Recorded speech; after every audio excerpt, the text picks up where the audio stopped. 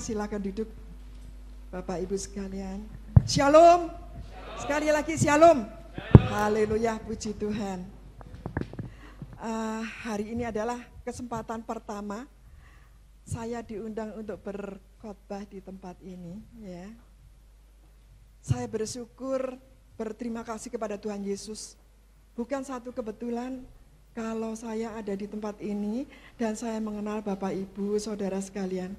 Nah, perkenalkan, nama saya Pendeta Elizabeth Lili, ya. Ada 2 anak mahasiswa saya yang ada di sini, ya. Marlena Druru dan Nidar atau Endar, ya. Endar, ya. Iya, itu adalah 2 mahasiswa saya yang aktif saat ini masih saya ajar, ya. Saya seorang dosen. Saya dosen S1 dan S2. Saya seorang istri, itu suami saya, ya. Seorang ibu dari 2 anak laki-laki saya. Seorang oma dari 2 cucu saya, ya. Nah, puji Tuhan. Kalau saya masih dipakai oleh Tuhan, itu adalah kasih karunia Tuhan yang luar biasa. Usia saya 65 tahun. Sebenarnya saya ini jarang sekali khotbah di kota, ya. Karena tugas saya itu adalah tugas yang Tuhan memakai saya bukan di kota, tapi adalah di desa-desa dan pedalaman, ya. Minggu yang lalu saya ada di Dusun Pranggang Pare, dan kebetulan minggu ini ada di sini. Tapi minggu depan saya sudah balik, bukan balik, ya. Saya Sabtu berangkatnya. Saya ada tugas di Bulu Soban, desa, dusun, ya. Dusun masuk. Tapi itulah, ya. Itu yang Tuhan kehendaki atas hidup saya orang misi memang, ya. Nah, Bapak Ibu yang dikasihi oleh Tuhan. Tadi pujian mengatakan bahwa tidak semua harapan, tidak semua doa itu dijawab oleh Tuhan. Kalau bagi saya, semua doa, semua harapan itu dijawab oleh Tuhan, sekalipun jawabannya adalah tidak. Pernah ya?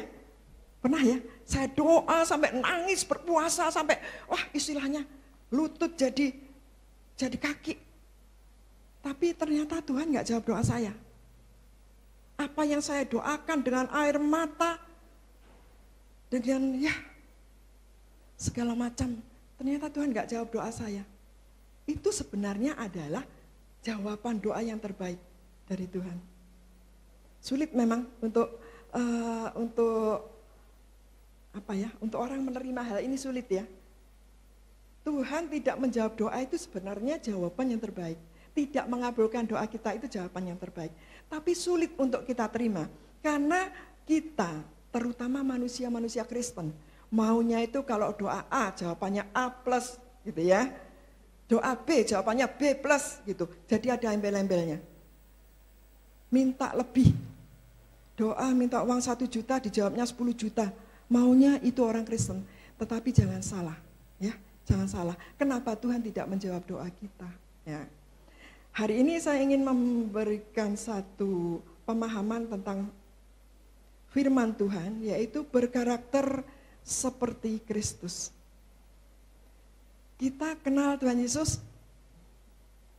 Kenal. Kita tahu Tuhan Yesus? Siapa dia? Ya. Biasanya biasanya pengenalan kita akan Tuhan Yesus itu sebatas juru selamat. Kalau kita kenal dengan orang tua kita tahu siapa dia. Nah, itu orang tuamu, itu orang tuaku gitu ya. Tapi apakah kita tahu karakternya? Apakah kita sudah sadar karakter kita ini apakah sudah seperti Kristus? Katanya kenal, katanya tahu. Apakah kita juga sudah tahu karakter Kristus seperti apa? Apa yang Tuhan mau dalam hidup kita ini? Karakter yang seperti apa yang Tuhan mau atas hidup kita? Yuk kita baca yuk. Ayatnya pendek saja, 1 Yohanes 2, ayat yang ketiga sampai yang ke-6. Di mana-mana saya memberitakan firman, saya selalu membawa jemaat untuk membuka firman Tuhan, membaca, menyimpan, yang terakhir adalah melakukan dalam kehidupan kita. Itu yang paling penting adalah melakukan firman itu di dalam kehidupan kita. Kalau cuma membaca, semua orang bisa baca firman, bisa. Kalau hanya mendengar, setiap hari kita setelah radio Kristen, kita dengar firman Tuhan. Sekarang banyak ya, di YouTube juga banyak firman Tuhan yang diberitakan setiap hari. Menyimpan firman bisa, karena kita punya hati, kita anak Tuhan gitu ya. Tapi melakukan firman Tuhan dalam hidup kita, itu yang tersulit.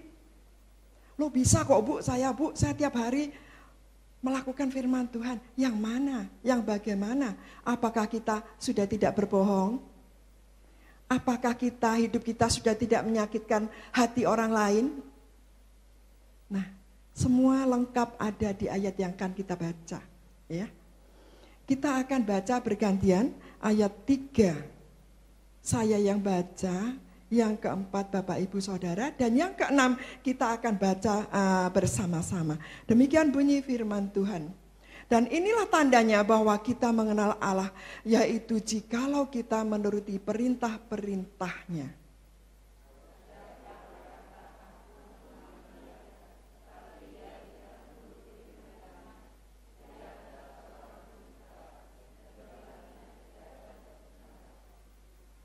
Tetapi barang siapa menuruti firman-Nya, di dalam orang itu sungguh sudah sempurna kasih Allah. Dengan itulah kita ketahui bahwa kita ada di dalam Dia. Bersama-sama 2, 3. Barang siapa mengatakan bahwa ia ada di dalam Dia, ia wajib hidup sama seperti Kristus telah hidup. Ulangi lagi 2, 3. Barang siapa mengatakan bahwa ia ada di dalam Dia, ia wajib hidup sama seperti Kristus telah hidup. Haleluya, puji Tuhan. Yang mengatakan amin, hati-hati. Wajib hidup seperti Kristus telah hidup. Berani? Berani terima tantangan? Loh, tidak ada aminnya lagi. Tadi amin, sekarang nggak ada yang amin. Baik, haleluya, puji Tuhan.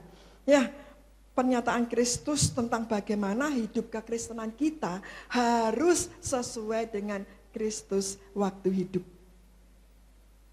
Sekalipun konteksnya berbeda, Yesus hidup pada waktu awal abad pertama. Tetapi kita di abad yang ke-21, ya, mungkin sudah beda. Beda konteks dan beda waktu.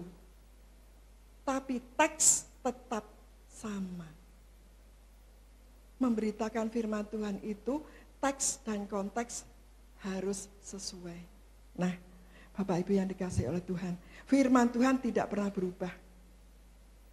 Langit dan bumi boleh berlalu, tapi firman Tuhan tetap untuk selama-lamanya.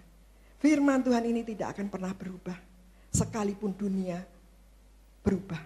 Nah, Bapak Ibu yang dikasihi oleh Tuhan, Tuhan mau kita bukan hanya mengenal Dia, Tuhan mau kita bukan hanya tahu bahwa Yesus adalah juru selamat, tetapi yang Dia mau kita hidup berkarakter seperti Kristus. Nah, apa sih berkarakter seperti Kristus itu? Berkarakter seperti Kristus itu kuncinya hanya ada di ayat yang ke-6. Barang siapa mengatakan bahwa ia ada di dalam Dia, ia wajib hidup sama seperti Kristus telah hidup. Wajib hidup sama seperti Kristus telah hidup. Wajib, hukumnya wajib. Kalau kita misalnya mau pergi naik motor atau naik mobil, yang wajib kita bawa apa? SIM, STN. Mungkin kalau motor pakai helm. Nah, itu wajib, hukumnya wajib. Kalau kita di dunia aja kita ini mau menuruti aturan pemerintah di dunia, apalagi aturannya Tuhan. Ya. Aturan Tuhan itu cuma satu loh. Yang pertama mengasihi, ya. Kasih, dari kasih itu baru dijabarkan semuanya. Ya. Bapak Ibu yang dikasihi oleh Tuhan. Ada 3 hal di sini yang ingin saya bagikan tentang berkarakter seperti Kristus. Yang pertama, hidup di dalam kebenaran. Wah, sulit itu, Bu. Saya ini masih suka ngomong yang kurang baik. Saya masih suka ngomongkan orang lain. Saya masih suka begini-begini, bertobat. Ini saatnya. Ya. Kalau kita mendengar firman Tuhan dan firman itu mengenai kita, bersyukurlah. Saya katakan kepada Tuhan, ketika saya beribadah, ketika saya membawakan firman Tuhan, ataupun saya hanya duduk sebagai jemaat, saya selalu mengatakan, Tuhan, tegur saya lewat firman-Mu. Siapapun hamba Tuhan yang mengabarkan firman Tuhan, menjelaskan, menjabarkan firman Tuhan, tegur saya melalui firman-Mu. Karena manusia ini selalu, apalagi kalau sudah pendeta ya, kalau sudah pendeta merasa, wah saya paling benar loh, saya paling pinter loh, saya paling bisa loh, saya paling ngerti. Buka firman Tuhan, buka Alkitab, saya paling ngerti. Bukan. Justru maaf kata ya, kemungkinan pendeta lebih banyak salahnya. Kenapa? Merasa paling pintar itu sudah salah. Merasa paling benar apalagi. Tidak ada kebenaran yang hakiki selain kebenaran di dalam Kristus. Jangan pernah merasa, wah saya paling benar, saya paling pintar. Tidak ada. Nah, Bapak Ibu yang dikasihi oleh Tuhan, hidup di dalam kebenaran. Ayat yang keempat, ya. Ayat kita di ayat yang keempat. 1 Yohanes 2 ayat yang keempat, barang siapa berkata, aku mengenal Dia, aku mengenal Tuhan Yesus, tetapi ia tidak menuruti perintahnya, ia adalah seorang pendusta dan di dalamnya tidak ada kebenaran. Ketika tidak ada kebenaran di dalam hidup kita, maka yang kita lakukan adalah kemauan kita pribadi, semau gue. Yang penting saya merasa saya benar kok. Nah, Bapak Ibu yang dikasihi oleh Tuhan, yuk kita baca yuk. Efesus 2 ayat yang pertama dan kedua sebagai ayat pendukungnya. Ya nggak apa-apa. Efesus 2 ayat yang pertama dan kedua. Kamu dahulu sudah mati karena pelanggaran-pelanggaran dan dosa-dosamu. Kamu hidup di dalamnya karena kamu mengikuti jalan dunia ini, karena kamu mentaati penguasa kerajaan angkasa, yaitu roh yang sekarang sedang bekerja di antara orang-orang durhaka. Ini firman Tuhan loh. Ya. Dulu ketika kita belum mengenal siapa Yesus, kita belum menerima keselamatan dari Tuhan Yesus. Kita itu adalah orang-orang yang durhaka. Alkitab mengatakan loh, bukan saya ya. Kita ini adalah orang-orang yang durhaka, orang-orang yang mengikuti kemauan iblis. Nah, ini Alkitab yang mengatakan, bukan saya loh ya. Di ayat 4 itu dikatakan, ya, ia adalah seorang pendusta dan di dalamnya tidak ada kebenaran. Nah, kemudian di Efesus juga dikatakan, dahulu kamu itu seharusnya mati. Kita ini sudah mati harusnya. Mati di dalam dosa. Nah, ya, karena apa? Karena kita mengikuti jalan dunia. Karena kita mengikuti penguasa-penguasa di dunia. Ya. Kita sebagai hamba Tuhan, sebagai anak Tuhan yang mengaku bahwa kita mengenal, kita mengerti siapa Yesus. Tetapi ayat ini mengatakan dahulu kamu sudah mati karena pelanggaran-pelanggaranmu. Banyak, saya sendiri kadang mengatakan begini kepada Tuhan, Tuhan, banyak dosa saya, banyak pelanggaran yang sudah saya buat. Tapi saya bersyukur kepada Tuhan bahwa Tuhan tetap mengasihi saya. Dan Tuhan menyelamatkan hidup saya itu bukan satu hal yang gampang. Bukan satu hal yang murahan. Keselamatan kita itu bukan satu hal yang murahan. Keselamatan kita itu setara, seharga dengan, ada yang tahu? Keselamatan kita seharga dengan darah Yesus di kayu salib. Ya. Keselamatan kita itu mahal. Bahkan Tuhan mengatakan, tidak tahukah kamu bahwa tubuhmu adalah bait Roh Kudus? Loh, saya ini orang berdosa Tuhan. Saya pernah katakan dengan satu ayat itu saja saya katakan, Tuhan, saya orang berdosa loh Tuhan. Tuhan sudah selamatkan saya. Sekarang Tuhan jadikan juga tubuh saya ini bait Roh Kudus, bayangkan. Kalau saya hidup tidak berkarakter seperti Yesus, itu saya rugi besar. Tuhan sudah memberikan contoh teladan yang terbaik. Kalau saya masih belum bisa hidup seperti karakter Kristus, itu saya salah besar. Saya selalu mohon ampun kepada Tuhan. Manusia tidak ada yang bisa mengampuni manusia lain ya, tidak ada yang bisa menyelamatkan manusia lain. Pengampunan manusia itu terkadang cuma sampai di leher. Tetapi pengampunan dari Tuhan itu luar biasa. Kalau kita diampuni dosa kita oleh Tuhan, itu artinya kita mendapatkan kasih karunia yang luar biasa. Bahkan pengampunan dari Tuhan itu tidak cukup cuma sampai pengampunan. Contoh ya, saya berikan contoh. Bapak Ibu pernah membaca ayat di mana perempuan berbuat zina, kemudian dibawa ke hadapan Tuhan Yesus. Ya. Kemudian orang-orang itu sudah bawa pentungan, bawa batu ya. Di sana di Israel itu kalau ada orang yang berbuat zina itu dirajam pakai batu sampai mati. Nah, pada waktu itu tidak ada seorang pun yang berani melempar wanita pendosa ini di hadapan Tuhan Yesus. Sampai pada satu saat Tuhan Yesus bertanya kepada perempuan ini, tidak adakah orang yang melempar kamu? Perempuan ini menjawab dengan gemetar ya, karena dia tahu dia salah. Dia pendosa. Dia menjawab dengan gemetar, tidak ada Tuhan. Ya, padahal Tuhan Yesus sudah menyilahkan loh ya. Barang siapa merasa tidak pernah berbuat dosa, silahkan melempar perempuan ini untuk yang pertama kali. Melempar dengan batu untuk yang pertama kali. Tetapi pada waktu itu orang akhirnya pergi masing-masing.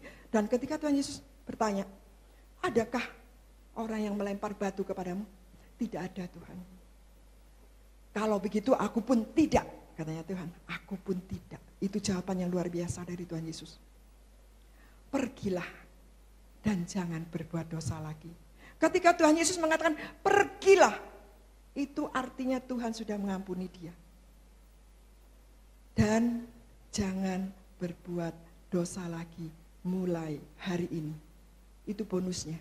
Ya. Jadi Tuhan memberikan keselamatan yang luar biasa. Banyak, bukan cuma itu.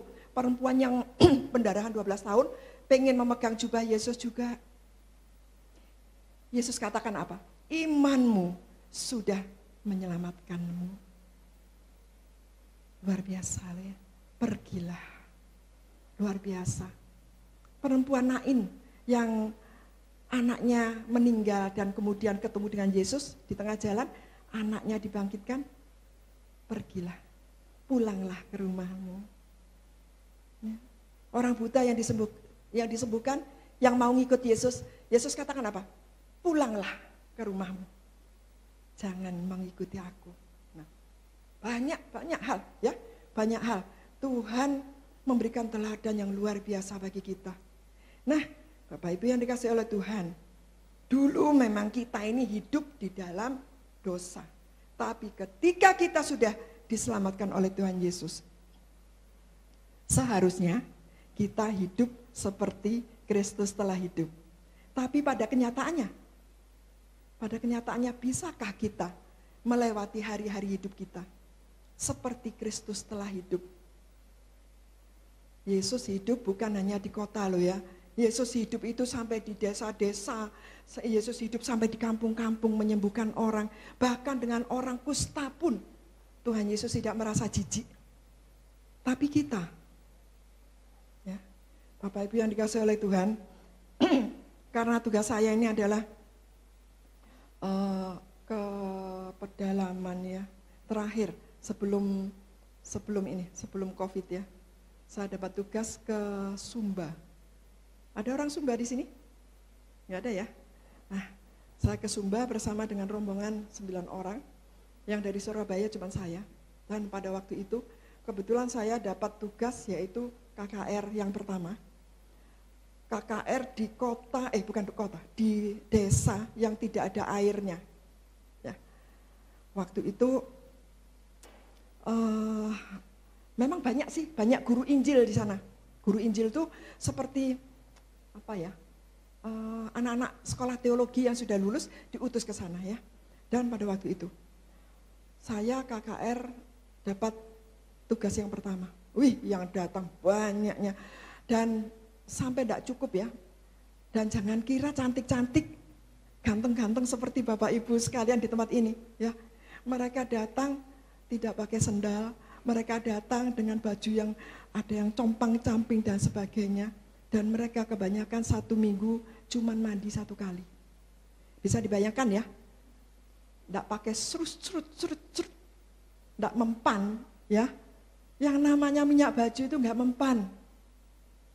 Nah pada waktu itu ya, karena begitu banyaknya yang datang, nah mereka itu suka kalau ada hamba Tuhan dari luar itu ada altar call gitu ya, peluk-peluk hamba Tuhannya didoakan. Lah waktu itu memang saya undang mereka, siapa yang mau didoakan silakan maju ke depan. Wah mereka berebut peluk saya ya. Lah rambut saya ini segini kurang panjang waktu itu dan saya salah. Waktu itu saya tidak kuncir rambut gitu ya, rambut saya tidak saya kuncir.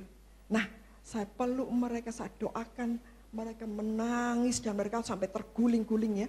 Nah pada waktu itu bukan karena saya, karena Tuhan ya. Saya bukan siapa-siapa. Ya, saya hanya manusia biasa, tapi karena kuasa Tuhan. Pada waktu itu, selesai ibadah jam 11 malam, kami harus kembali ke pos ya. Nah, pada waktu itu saya ini gini, loh kok rambut saya kok basah ya? Ternyata basahnya rambut saya dari muka ke belakang baju saya ini, kan kami kalau di sana harus pakai kaos ya, jadi harus menyatu dengan mereka. Memang kalau waktu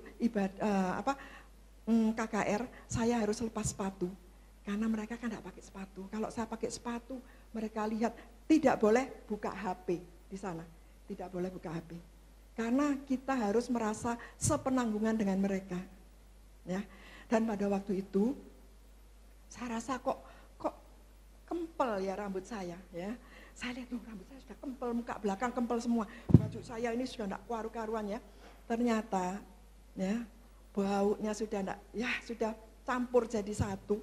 Ternyata rambut saya ini sudah penuh dengan yang namanya yang namanya air mata, itu masih lumayan ya.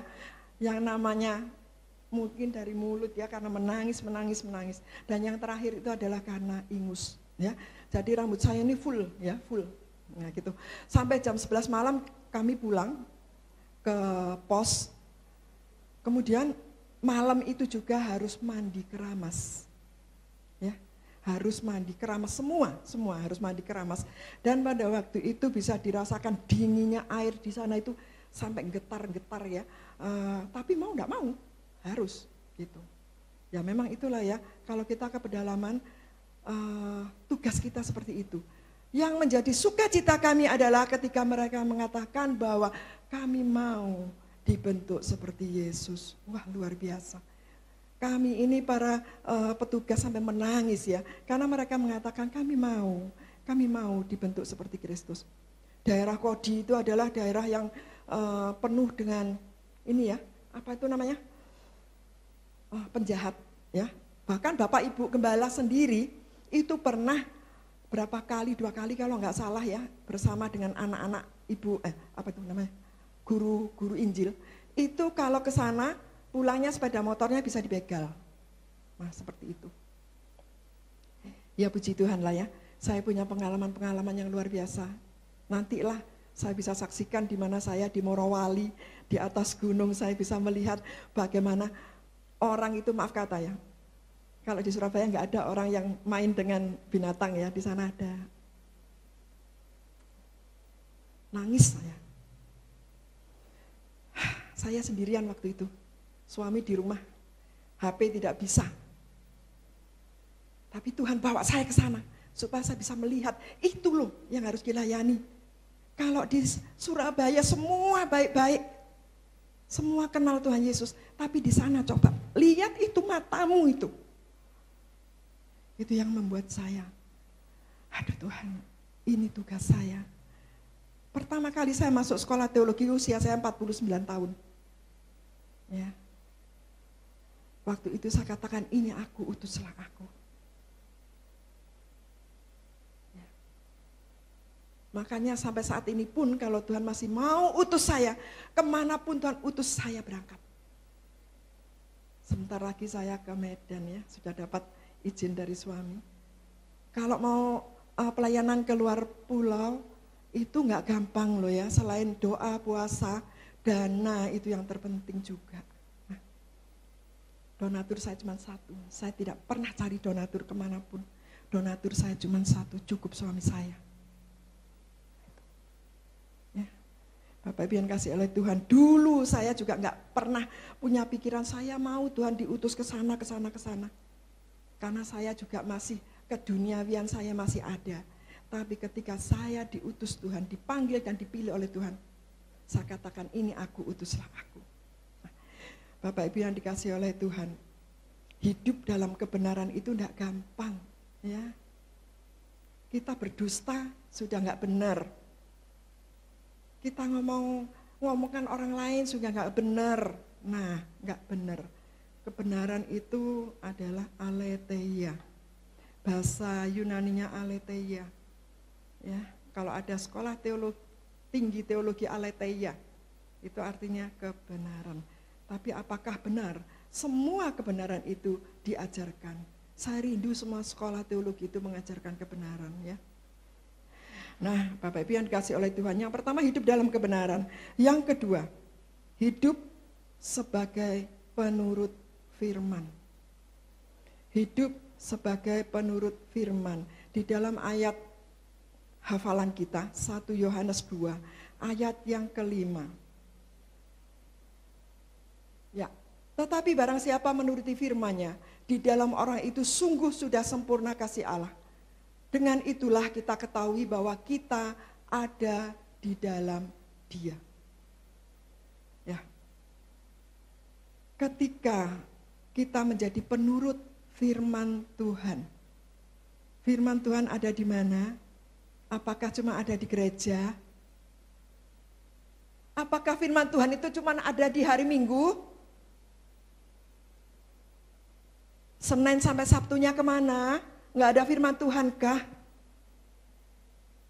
Firman Tuhan harus ada setiap saat dalam hidup kita.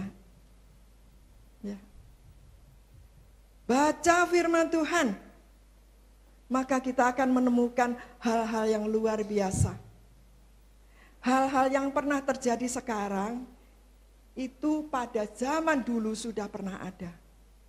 Contoh, korupsi itu adanya bukan cuma hari ini, bukan cuma belakangan ini, akhir-akhir zaman ini, tapi korupsi itu sudah ada sejak zaman kejadian.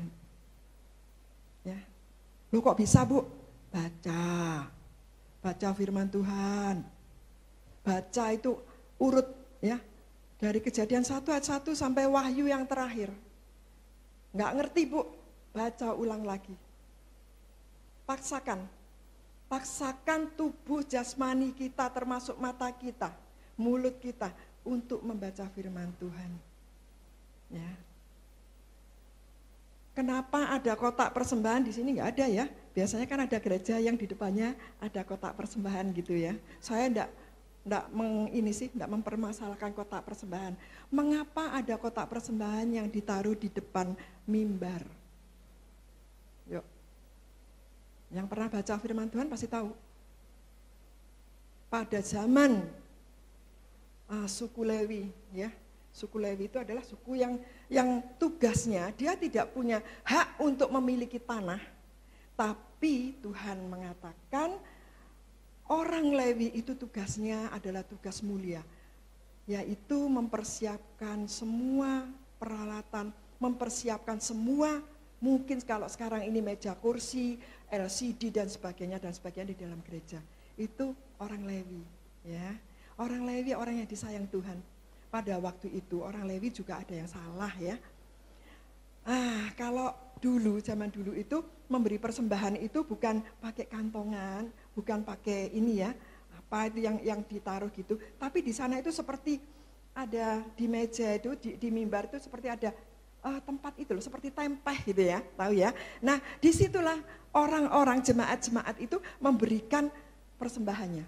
Dan pada waktu itu persembahan itu adalah untuk rumah Tuhan.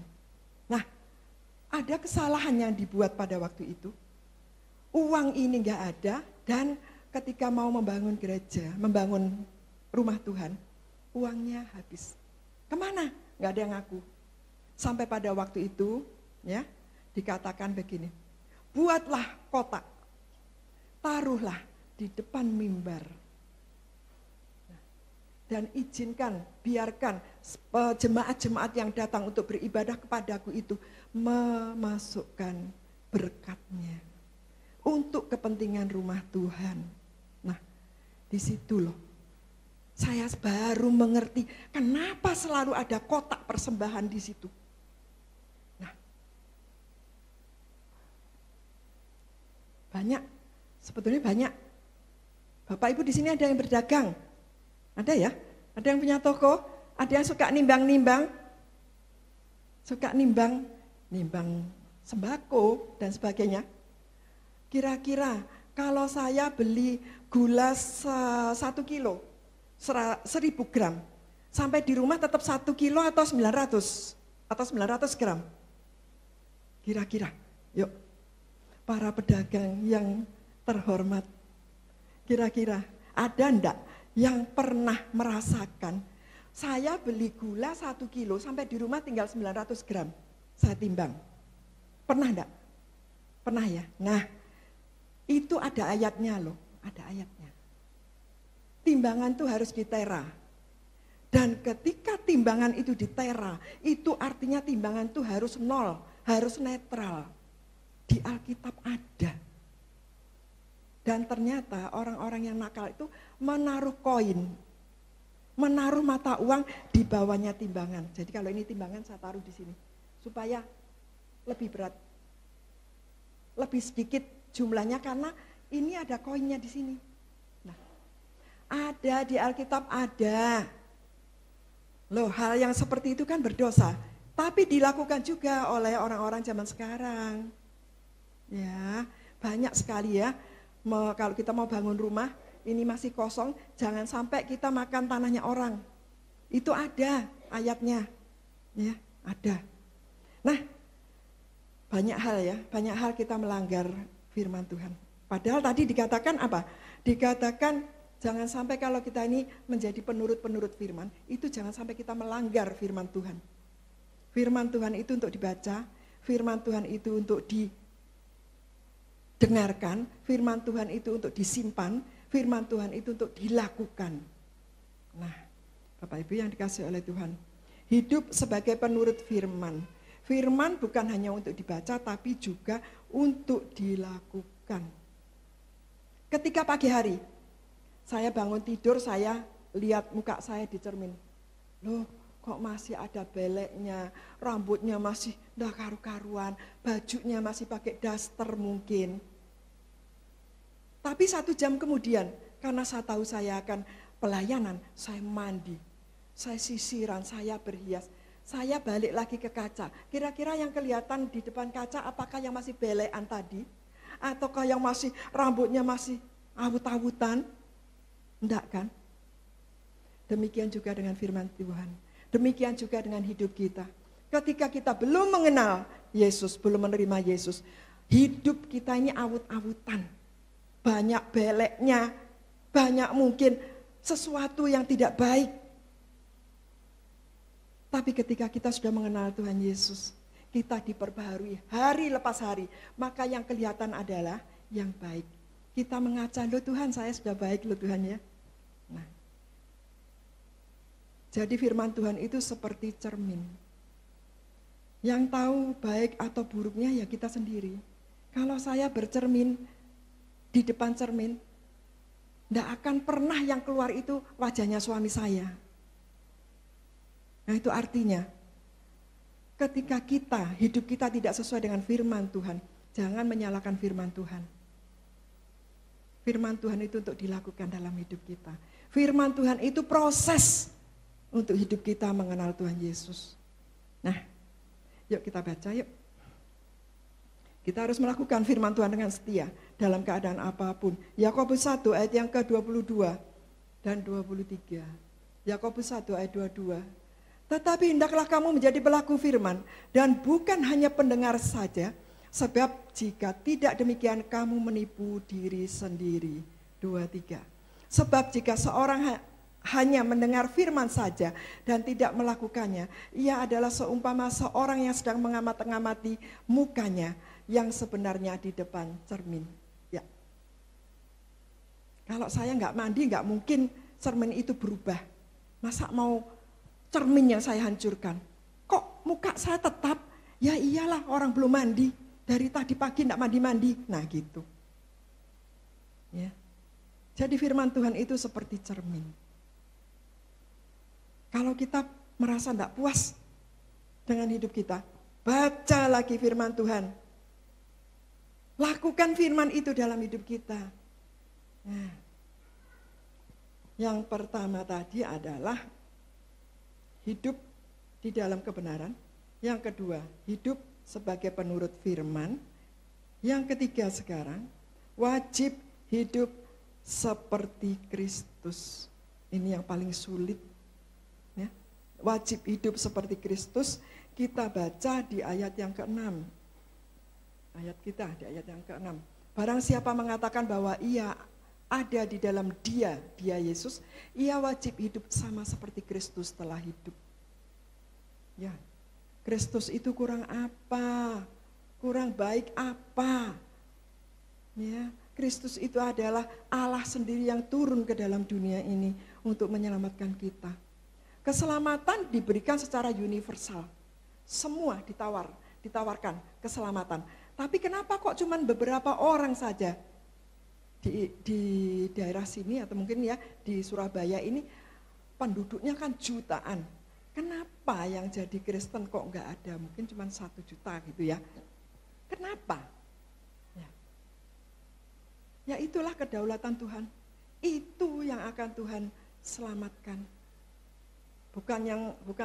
Artinya bukan yang Kristen yang keluar masuk gereja, nanti dari minggu ini di sini, nanti minggu depan di gereja sana, minggu depannya lagi di gereja sana, bukan. Ya.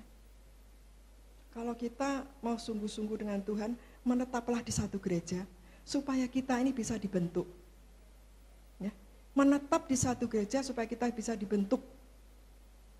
Nah, pembentukan itu memang sulit ya, memang sakit.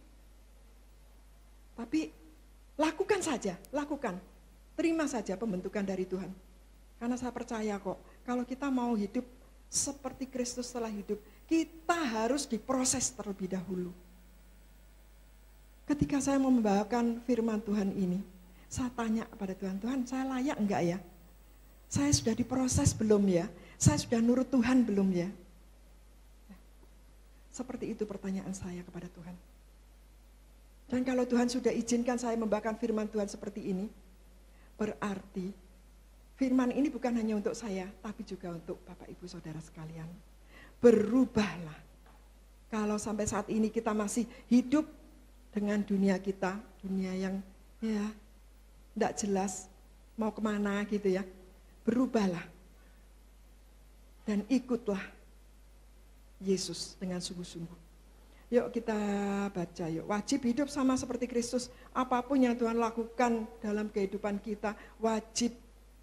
Apa sih yang dilakukan Kristus selama dia hidup? Dia taat kepada Bapaknya, dia setia. Sudahkah kita lakukan semuanya itu? Nah, ya, ada kejujuran. Orang Kristen yang korupsi banyak loh ya. Ya, akhir-akhir ini kita lihat banyak orang Kristen yang korupsi. Aduh, ngeri saya. Ya, ngeri. Padahal Tuhan Yesus mengajarkan 5 roti 2 ikan untuk 5.000 orang laki-laki. Sisanya berapa bakul? Berapa bakul? 12 bakul penuh. 5 roti, 5 ketul. 5 ketul roti, 2 ekor ikan kecil. Ya. Sisanya 12 bakul penuh. Apakah ada yang dikorupsi? Enggak ada. Ya. Tuhan Yesus tidak pernah mengajarkan kepada murid-muridnya untuk korupsi. 12 bakul penuh diberikan, ditaruh di depan Yesus. Ini sisanya. Bayangkan. Mengapa sekarang anak Tuhan banyak yang korupsi? Karena tidak taat kepada firman Tuhan. Saya kalau mau ngambil duitnya perusahaan saya pada waktu saya masih kerja, gampang sekali. Saya dipercaya untuk memegang 2 brankas itu besarnya segini. Ya. Yang tahu kodenya cuma saya.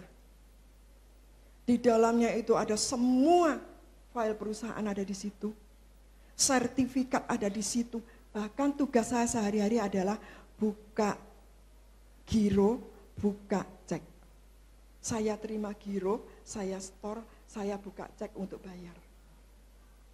Saya kerja di PT Tunggal Jaya Indah, pabrik cat Paragon, ya, 15 tahun saya di sana sebagai sekretaris direksi dan kepala keuangan. Kalau saya mau ambil itu, gampang. Satu ruangan saya cuma sama asisten saya. Kurang apa? Hari libur saya bisa masuk. Kurang apa? Kalau saya punya hati untuk jahat, untuk berbuat jahat, saya bisa bobol semuanya. Tapi saya takut Tuhan. Saya punya Tuhan yang besar. Saya punya Tuhan yang sanggup memenuhi kebutuhan saya. Sampai pada akhirnya, ya Tuhan izinkan saya keluar dari perusahaan itu dan saya masuk ke sekolah teologi. Dibawa oleh Tuhan masuk ke sekolah teologi. Ya, itu karena Tuhan bukan karena saya. Saya usia 49 tahun itu sudah istilahnya pikiran ini sudah penuh ya. Sudah lemot. Tapi Tuhan masih mau saya belajar. Sampai pada akhirnya saya selesai 4 tahun. Tuhan masih utus saya berangkat ke Bandung.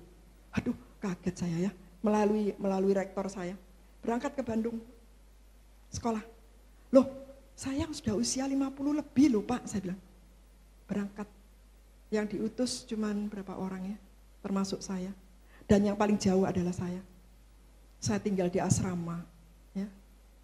Sebulan tinggal di asrama, balik lagi untuk mengerjakan tugas.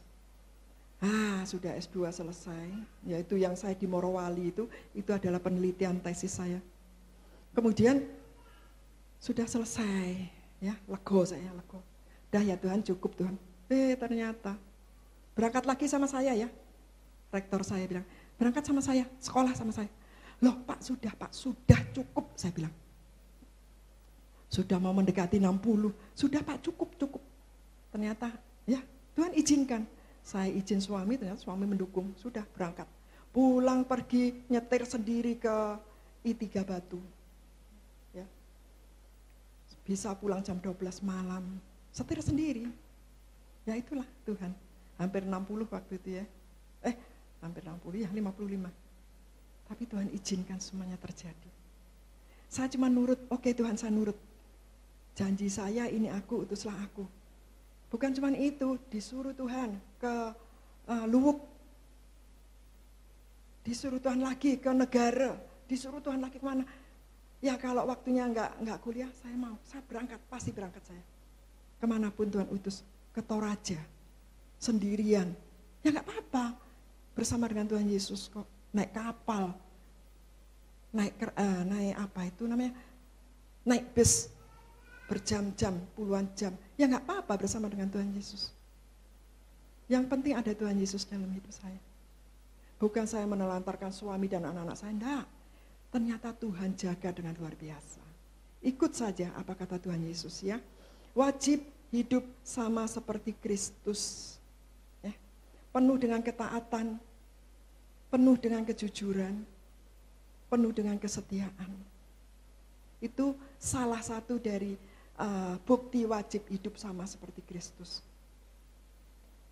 Nah, kita sampai kepada kesimpulan. Setelah kita baca, belum. Matius 7 ayat 12. Matius 7 ayat 12. Ini yang menjadi kunci dari segala ayat ya. Ini kuncinya. Segala sesuatu yang kamu kehendaki supaya orang perbuat kepadamu, perbuatlah demikian juga kepada mereka. Itulah isi seluruh hukum Taurat dan para nabi. Ya. Kalau kita mau dihormati orang lain, hormati dulu orang itu. Ya. Kalau kita mau disanjung orang lain, sanjung dulu orang itu lebih dari kehidupan kita. Tapi kita nggak mau. Maunya saya yang nomor 1. Padahal Alkitab mengatakan kamu harus semakin rendah. Yesus yang semakin tinggi. Kalau kita mau ditinggikan oleh Tuhan, tinggikan dulu Tuhan Yesus dalam hidup kita. Bukan ini loh Tuhan saya mau ditinggikan. Bukan. Tinggikan Tuhan Yesus lebih dari segala sesuatu yang kita punya. Percayalah, kita akan diberkati dengan luar biasa. Kita akan diangkat dengan luar biasa oleh Tuhan Yesus. Nah, Bapak Ibu yang dikasihi oleh Tuhan,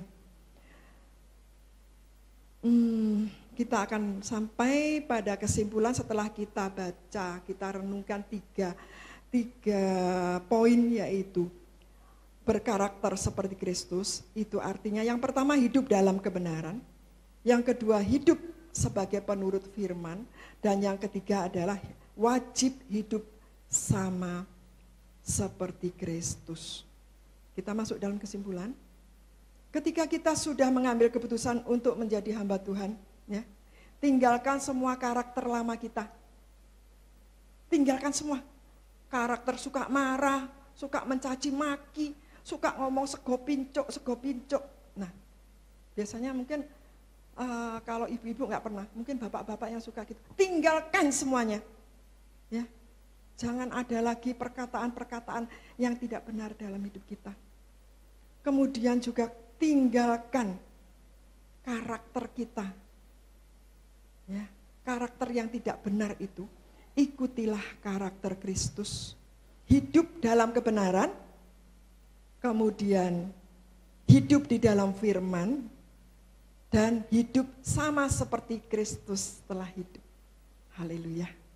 Ya, satu firman Tuhan yang terakhir ya, dan saya undang Bapak Ibu sekalian bangkit berdiri. Saya undang pemain musik WL Singers membantu saya. Saya ingin pujikan satu pujian, selidiki aku Tuhan.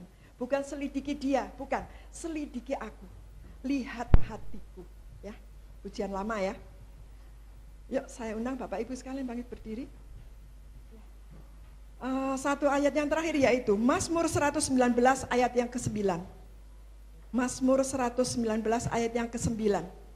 Sekalipun kita sudah usia lanjut, tapi jadikan ayat ini pedoman dalam kehidupan kita. Yuk kita baca bersama-sama yuk. 2, 3. Dengan apakah seorang muda mempertahankan kelakuannya bersih?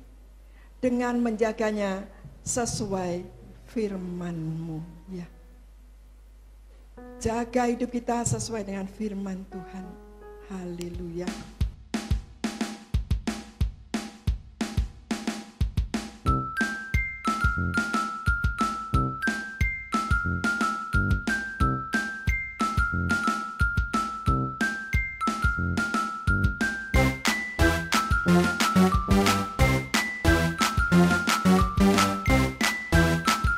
Thank you.